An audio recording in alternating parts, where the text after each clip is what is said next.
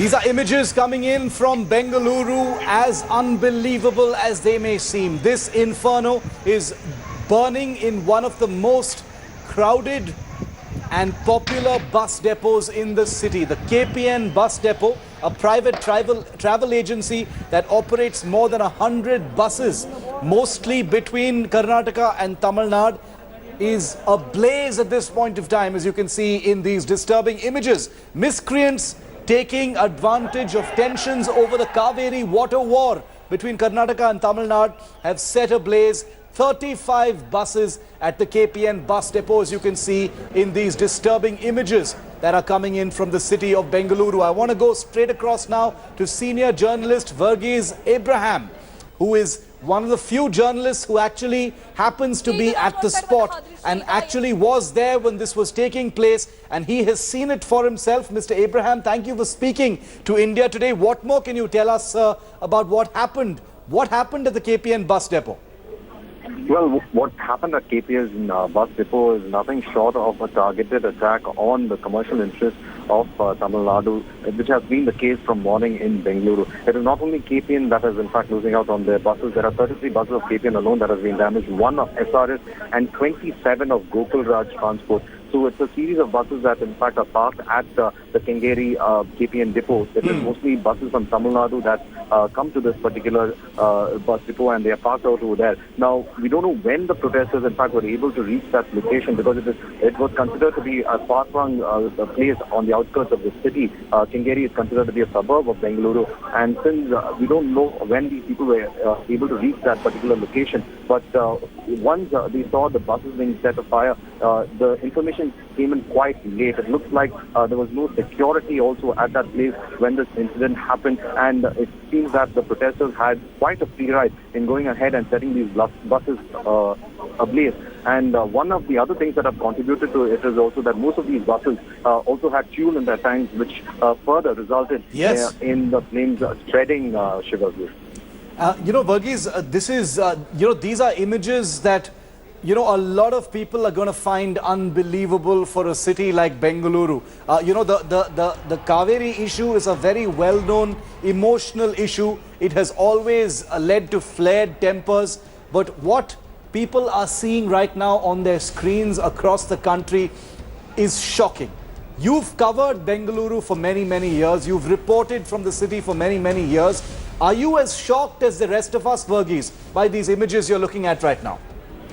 Well, Shiv, the situation in Bengaluru was very similar in 1991 when there were similar tensions that had in fact affected the city completely.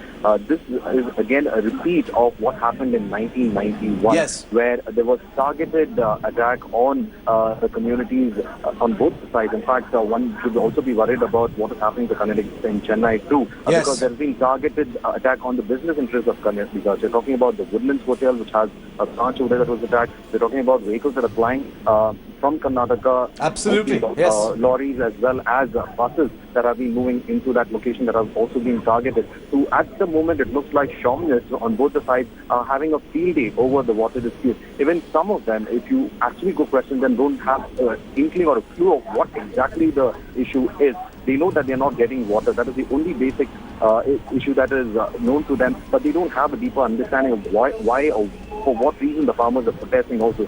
Typically, it is hooligans who are having a free day on both sides of the border, Shivaji. Verghese, one final question, and you've been very helpful because you're giving us perspective on, where this place is and what really happened in a minute-by-minute fashion. We're able to actually piece together these images and make sense of them for our viewers. But if you could tell me what the current situation is, Verghese, as far as the police and the fire services are concerned. Is the situation at this bus depot under control, or is it still ablaze? Well, what we know at the moment is that the fire force personnel who ride the place are finding it quite difficult. One, because these buses are closely parked with against each other, and one, they have fuel in them, and therefore the on top of it, the fire engines that are there are not enough to douse flames such as this. Yes. It will take a lot of fire engines to in fact reach this particular spot to go ahead and douse it. So the only option left for them is the fire to die down a little bit on its own and then probably try to start from the outer rim of this bus depot and then probably reach the center where it is blazing quite high. So that is the only option that is left for them. And on top of it, there are reports of such arson being reported from several areas in the city. So they are in fact thinly stretched, yes, and they are not able to give their resources to this particular location in Kengeri, because Kengeri is on the outskirts of the city. They are not able, they do not have that kind of an infrastructure to reach out to this particular spot. So they have to wait for fire engines to in fact reach that particular location. So but since they are also thinly spread across the city, they're finding it quite difficult to fight the fire at the moment.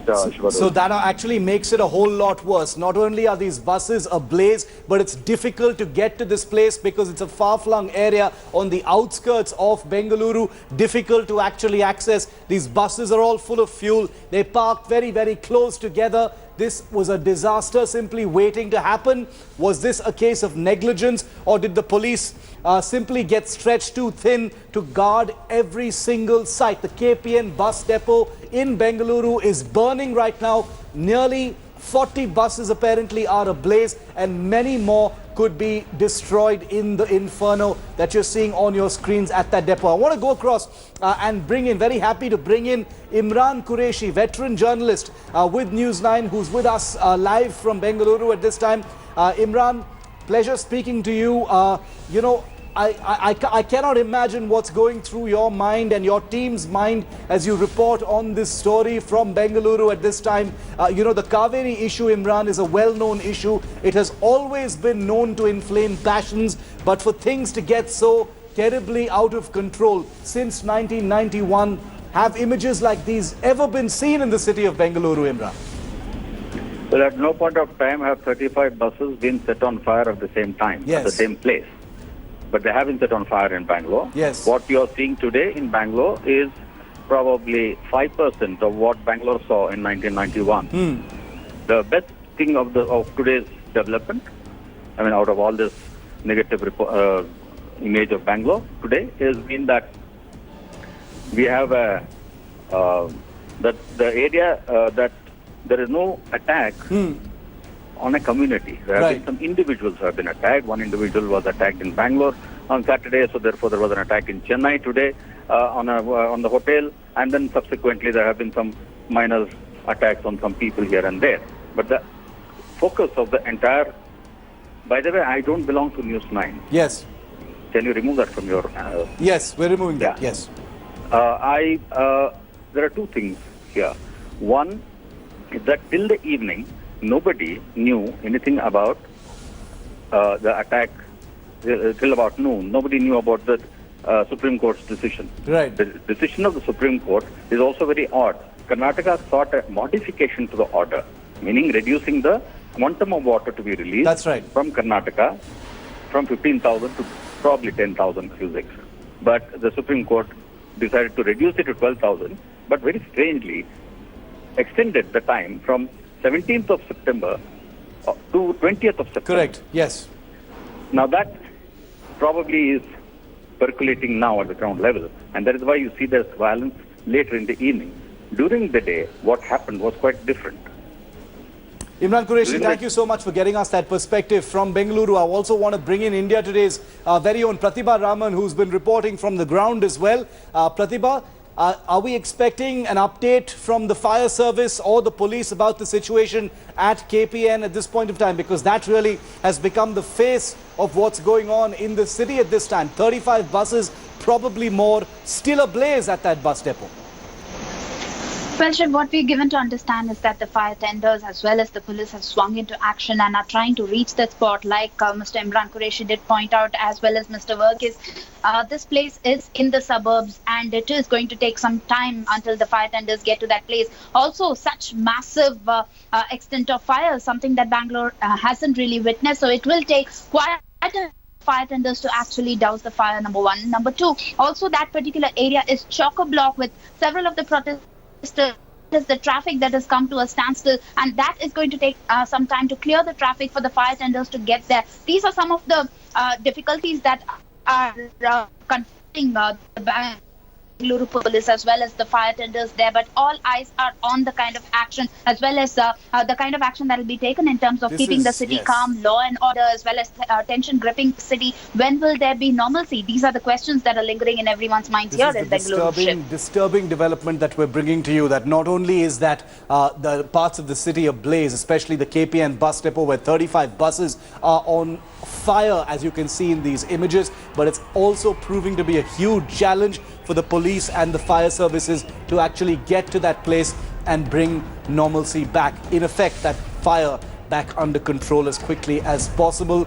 We're going to keep a close tab on this story. We're taking a very quick break. We're going to come right back to live developing story from the city of Bengaluru, where these images are shocking an entire city and an entire country. Take a look at these incredibly disturbing images from the KPN bus depot, one of Bengaluru's most active bus depots on the outskirts of the city, where buses ply every single day between Karnataka and Tamil Nadu. KPN is a very well-known bus operator, a private commercial bus operator, where 35 buses, possibly more. There are some reports that say as many as 45 to 50 buses could be ablaze at this point of time in these disturbing images coming in from that area. A couple of hours ago, miscreants apparently were able to beat security at this depot and set one particular bus on fire, which has spread to at least 35 other buses. I want to bring in one of Bengaluru's most prominent voices, Prasad Bidappa, who's on the phone line with us. Prasad, disturbing times for Bengaluru, images that have shocked people across the city and across the country. And I don't know if you're able to see the images that are on television screens at this point, Prasad, of this inferno that's blazing at the KPN bus depot. I noticed, I've been watching it on television, Yes. and I'm extremely shocked, and I'm very worried that the police is not able to contain the violence and this mindless destruction. I feel very bad about it, and I'm just wondering, what is it in the system that allows something like this to take part? Absolutely. I think one of the big questions right now is where the police is, why they're not able to actually make sure something like this isn't happening. Have they not anticipated that emotions will be running high and that KPN Travels and other such institutions, privately held institutions, will be targeted? This is not the first time something like this is happening.